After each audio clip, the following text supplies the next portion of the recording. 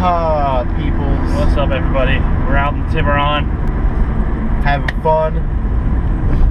It's running great. We got a MAF on order. We got a few other things we got to do today. We got to check the timing belt, see how old and cracked it is. Would hate for that to blow up. I got to check the rear brakes because the front brakes got all shiny again, you know, from regular braking, but the rears aren't really doing much. Yeah, they don't sound too great either. So double check, make sure the caliper's not seized, or maybe we need pads or something like that. Leaving today, got a little bit of a coolant leak from one of the hoses. By the time I got to his house, though, it stopped. I brought extra coolant.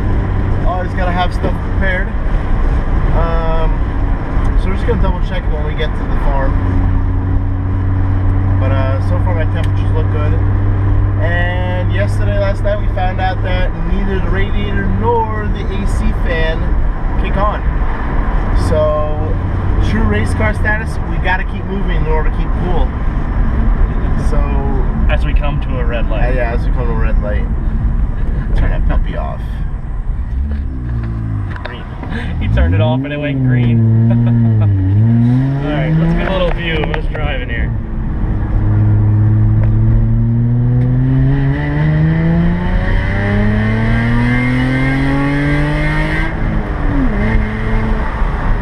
God damn, this thing is quick. That was in second, people. Second gear. 60 in second. Almost red line. Alright guys, we're going to pop this here timing cover off, see what the timing belt looks like, see if we can drive it around for now until we get it fixed. We're going to replace it regardless, we just want to check it and see how it's looking.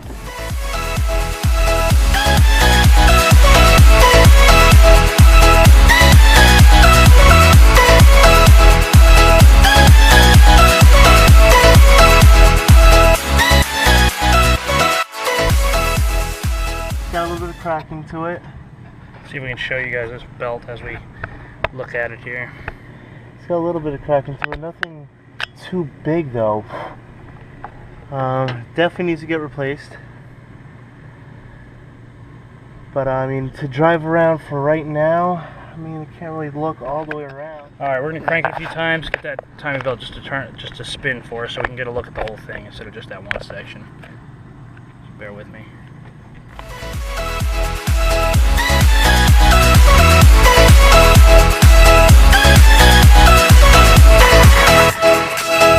Go. A little bit. You want to do a little more? Yeah, it's a little bit of crack to it. It's not too bad.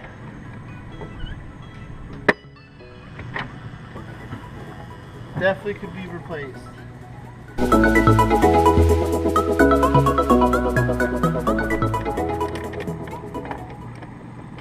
Yeah, even though it's a lemon. A cheap car. I don't know if I'd call it a lemon. Well, it's actually pretty nice, you're right.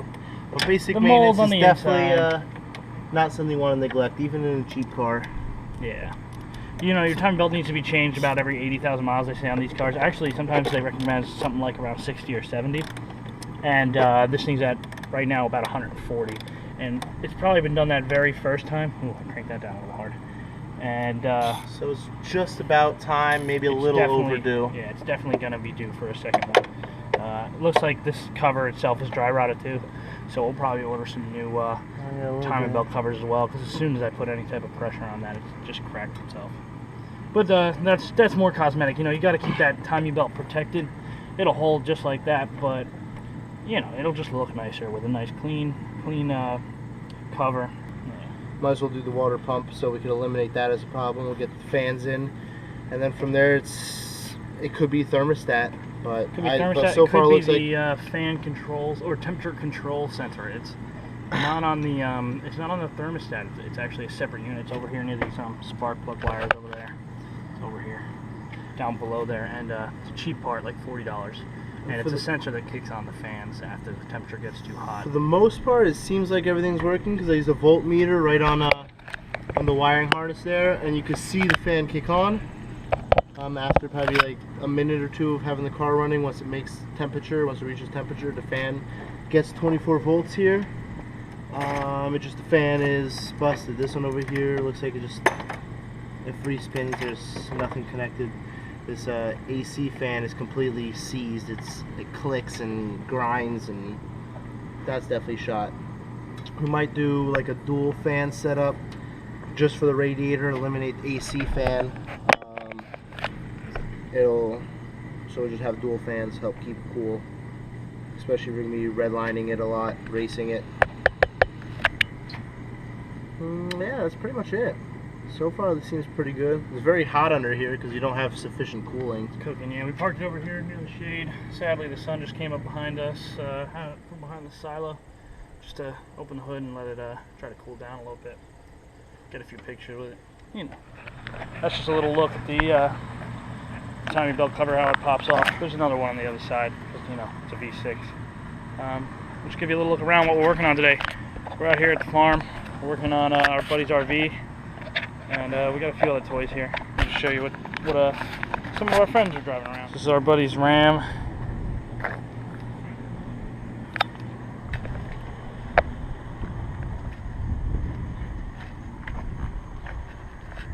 And then our other buddy's 150 here. Definitely all people that'll come around with us to the rally events, come show out some support, and if we do something like the 24-hour Lemons, they'll be our other drivers.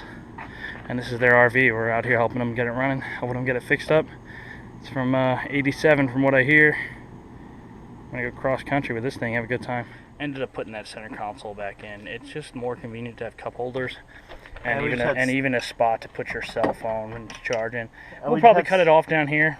Yeah, we'll probably remove it, but we Or just had cut some of stuff the falling pieces out, off, so yeah. where the shift linkage was. But for the extra few pounds, it's not a bad thing. But especially since we're not racing yet. there's a little workmanship some of our friends do. This used to be an automatic. Now it's a manual. Runs, drives, did it all himself in his backyard. Just shows you can do whatever you need to do. Get your car running and get it the way you want it. You know, if you don't like something about your car, don't be afraid to go. We're invested about just under 700 on this thing, running and driving in its current condition. We got a few parts on order, so those are included in the budget. That'll help us with the temperature, help us with the airflow, that sort of thing. But as she sits, we're right around the 700 mark. By the time we get a new fan, if we need it, we'll be about 710. Nothing too crazy. For a running, driving, reliable car, the engine's strong. Doesn't make any noises we don't want it to. There's no knocks or no ticks. Probably going to keep it with premium just to negate all of that. You know, that helps a lot with knock and pre-ignitions, things like that. And because it's a race car, why not put premium in it? And it definitely moves. Definitely handy tool to have if you're working on a car newer than 96. That's easy, cheap, real helpful if you're trying to do diagnostic engine work. It's just one of these little Bluetooth OBD scanners. You plug it in, there's an app on your phone.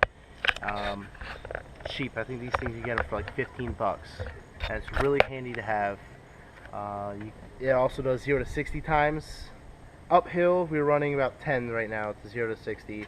Definitely could do better than that, and that was our buddy driving it for the first time, so he wasn't even used to the clutch and everything. That's not too bad, 10 seconds. Keep the weight down, beef up the suspension. So We'll be ready to go racing, boys. Yep. Alright, unfortunately this weekend is almost over. We're not out there to win. We're out there to have fun. We're doing this because we want a race car, we want to enjoy. We're not out there to make money. We're not doing this to make money. We just want to bring you guys along on the adventure. Try to give you guys some of the insight, have us do some of the research for you guys, so if anybody out there is interested in racing, they can see exactly how much they're going to have to put aside, because there's people out there that have double-decker trailers with $100,000 race cars. You don't need any of that.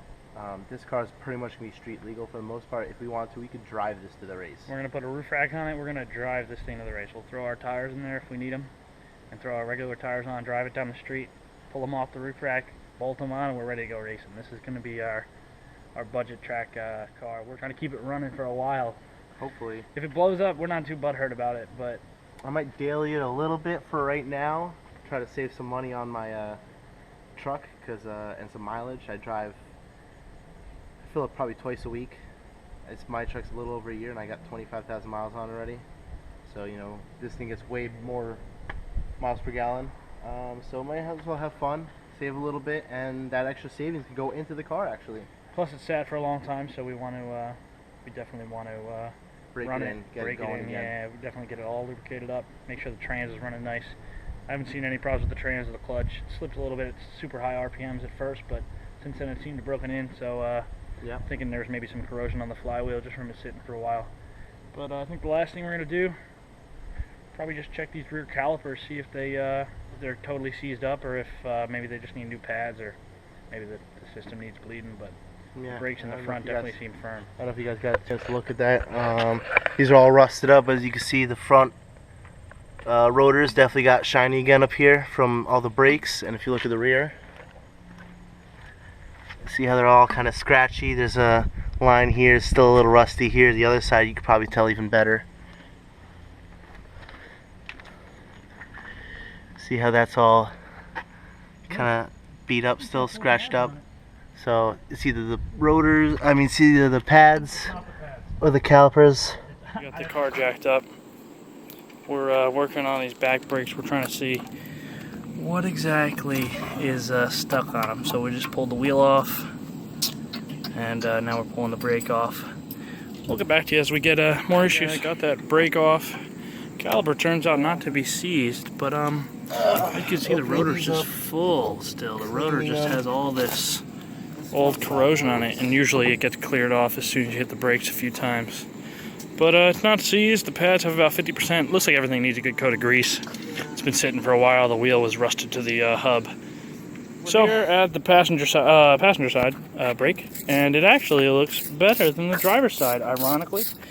But the rotor is not touched on the back side, and it's barely touched here on the front side. So maybe the slide pins were seized. They seem to not be seized. Maybe the pads were seized to the shims, something along those lines. So we're gonna hit again, grease them up, throw them back on, and just watch them for a little while, see how they work.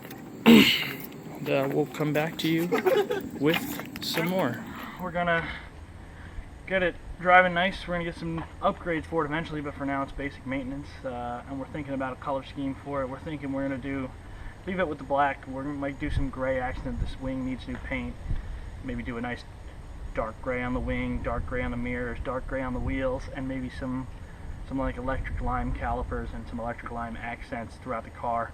Electric lime numbers for our numbers. So if you guys think of a better color scheme, or if you have any tips or tricks or any questions, just feel free to write a comment below and we'll get back to you.